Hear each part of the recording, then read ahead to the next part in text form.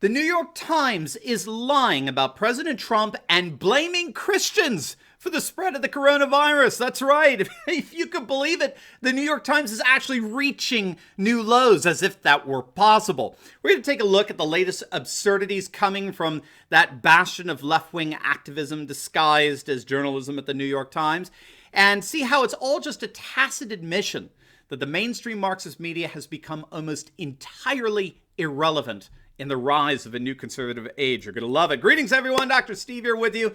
Awesome to be with you as always. I certainly hope you're having a safe and sound Saturday. Before we look at the latest fails coming out of the New York Times, I am so excited to announce the premiere of the Turley Talks Insiders Club, which you can check out by clicking on the link below.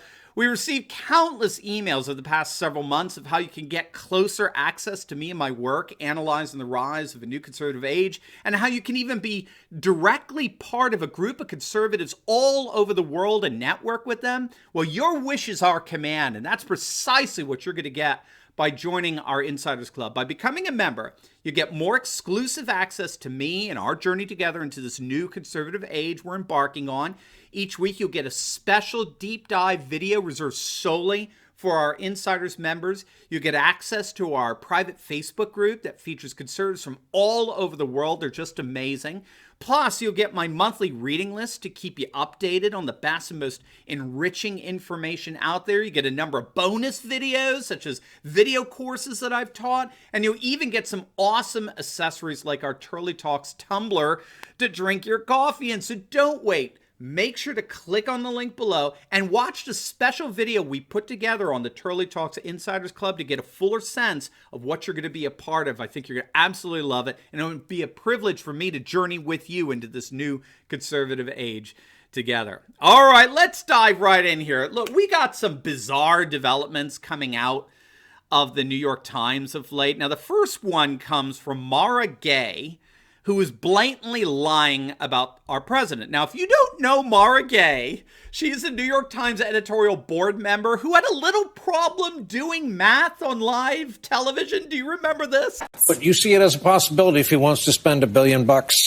beating this guy, he could do it. Absolutely. Somebody tweeted recently that actually with the money he spent, he could have given every American $1 million. I've got it. Let's put it up on the screen. When I read it tonight on social media, it kind of all became clear. Bloomberg spent $500 million on ads. U.S. population, 327 million.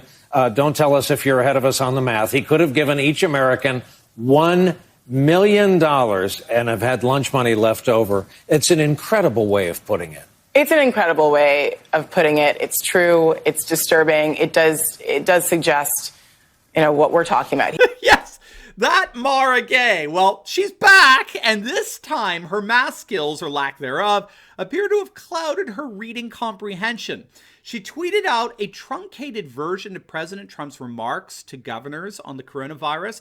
Trump said on a teleconference call that state efforts to contain the coronavirus pandemic should involve seeking medical equipment for wherever it's available, rather than solely rely on the federal government. Right? Sounds rational, doesn't it? So make sure to try to get as many respirators, ventilators, all of the equipment that you need yourselves. Now, we, the federal government, will be backing you, but if you can get this equipment more directly and more cheaply yourselves, then by all means do that. Now, Maura Gay, basic math Maura, seems also to have a problem with basic reading skills because she tweeted out just the first part of Trump's quote from the transcript of that teleconference, where he told them to get the respirators, ventilators, and the other equipment themselves, trying to get it all, get it all yourselves. She put that, and then she commented, Trump told governors they're on their own. He's not going to help them. They're on their own. Now, gang, this is a bold-faced lie, pure and simple. The president emphatically did not say that. And why the hell would he say that? Well, you don't have to go any farther than our last video to find the answer to that question. In the midst of leftist activists disguised as journalists, they all think he is inherently evil. They literally think Orange Man bad. And so I think this is the consequence of Trump derangement syndrome, where critical thinking gets replaced with outrage porn. And basic math Maura seems to be majoring on the latter. Now, all of this is coming on the heels of an editorial that the Times printed the other day, which again set a new standard for the lows that the leftist activists disguised as journalists at the Times are willing to go. Now, this is Catherine Stewart. She penned an opinion piece that seems to have gone through a bunch of different titles in the New York Times op-ed section. They're a little infamous for changing their titles. The original one was "The Road to Coronavirus Hell was Paved by Evangelicals." I think that was the original title, at least. The Times has changed that title to read now, "The Religious Right's Hostility to Science is Crippling Our Coronavirus Response." So it seems that the New York Times has backed down a bit on blaming all evangelical Christians for the coronavirus hell we're going through, right? Substituting it with the more partisan-laced religious right. It's got to be one of the more bizarre reads I've encountered of late. The argument is so subtle, it's so implied, that it brings the whole notion of a non sequitur, that which does not follow, to new heights. What she's done in this piece is she's taken this new science denier meme. Have you caught that? It's becoming popular. It was big with Greta Thunberg's 15 minutes of fame, which was concocted and fabricated, by the way. We've done a video on that. She was deliberately invented in New York, of all places, which seems to be now just a seedbed of left-wing lies of late. But nevertheless, you may have noticed that Greta liked to cast any and all of her critics as science deniers. What you have to understand is that left-wing liberals, we just talked about this in our last video. The leftist worldview is rooted in a mass movement known as modernity, and modernity is itself a movement rooted in the 18th century Enlightenment that enshrined scientific rationality as the one true way of understanding the world, a one-size-fits-all form of knowledge for all peoples, times, and places. And what scholars have noticed, to the frustration of leftist liberals, is that global populations simply don't believe in modernity anymore. Indeed, Western cultures in particular become what we call postmodern, and that they've increasingly rejected modernity in favor of a plurality of cultural ways of knowing and being in the world. So this anti-science or science denier meme seems to sort of try to reawaken us to all the perils of rejecting liberal modernity for traditionalist postmodernity, which is currently ushering in the single greatest worldwide religious and conservative renewal the world's ever seen. So this pitting evangelical Christians against science is just the tired old hangover of a liberal modernist worldview that's increasingly rotting away. But unfortunately, the New York Times has yet to learn that. Anyway, the whole article then just goes downhill from there. All you need to know, you can read it for yourself, but all you need to know is that there's not a single mention anywhere in the article of any modern evangelical Christian leader coming out and saying that science sucks. Right? Whatever scientists tell you, don't listen to them because we deny science. Science is for sissies, right? There's not a single person that she cites that surrounds President Trump, including President Trump himself, that has overtly denied science. So who then precisely is a science denier?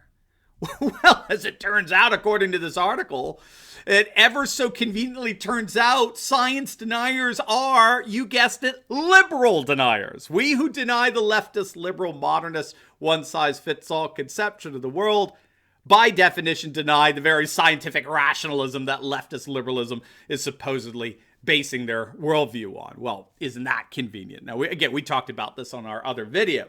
But as it turns out, if you're a leftist, according to them, if you're a leftist, then by definition, you're rational and liberal. You're rational because you supposedly base your worldview on science. And you're liberal because you realize that anything outside of scientific verification is just a matter of personal opinion, like your religion or gender or sexuality or like. So if you're a leftist, then by definition, you are rational and you're a liberal. So what does that mean if you're not a leftist? Well, what it means is, by definition, you are irrational and repressive. Okay, that's the left-wing worldview. And it's exposing itself in spades in this New York Times attempt at blaming conservative Christians for the coronavirus. So here's what it all means, at least to me in my estimation. What this all means is that the New York Times, like the mainstream Marxist media in general, is increasingly becoming self-aware of their own growing irrelevance. These are tacit admissions that the globalist worldview, which the Marxist media peddles in on a daily basis, is in fact dying. It's collapsing. No one buys it anymore. You may have heard about this statistic, but it's very revealing. In the latest Gallup poll, they found that the American public gives every person and institution high marks in terms of how they're handling the coronavirus, except for the fake news media. The American people approve by wide margins of the way in which every institution, most especially the government, President Trump, are responding to the coronavirus, except the mainstream media, the false hope media. They're finding themselves in dead last place in terms of approval and trustworthiness, which is precisely where they belong. With nonsense reporting and editorials like this, the false hope media is tacitly admitting that their days of being able to shape public opinion and set the public agenda are largely over. A new day is rising, one where the alternative media, the alternative conservative media, is largely dominant, and one in which liberal modernist sensibilities are being increasingly overshadowed by postmodernist traditionalist ones. That's why conservative evangelicals are in the White House and leftist liberals aren't. Now, before you go, you'll definitely want to check out my latest video. I just uploaded it on how the coronavirus is in fact destroying liberal America and furthering the red-blue divide. I think you'll find it very, very interesting and very informative. So make sure to click on the link and I'll see you over there. God bless.